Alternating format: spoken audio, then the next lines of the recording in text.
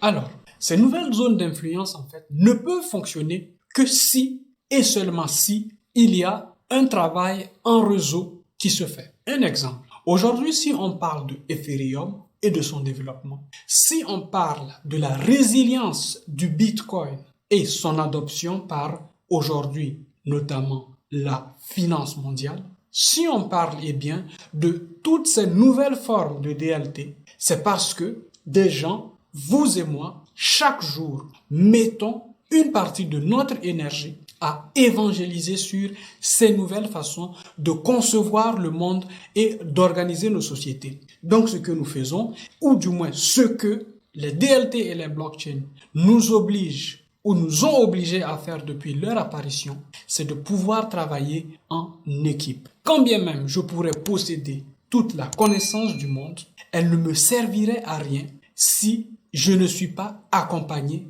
par des personnes ayant des points de vue différents et parfois même opposés aux miens. C'est seulement de cette façon-là que l'on voit réellement se développer et s'enrichir la culture, la société et l'État dans son ensemble. L'autre chose que la blockchain a permis de faire apparaître et de souligner, c'est l'apparition de l'altruisme et un réfrénage de l'appât au gain. Comment est-ce que Satoshi Nakamoto a bien mis en place ce système? Eh bien, en faisant en sorte que personne, pour son propre bien et pour le bien de l'ensemble du réseau, ne peut posséder 51% du réseau. Sinon, ce réseau, du jour au lendemain, tombe. Et donc, on verra des entreprises qui, quand bien même ont la capacité de pouvoir atteindre ces 51%, réfréner leur envie, leur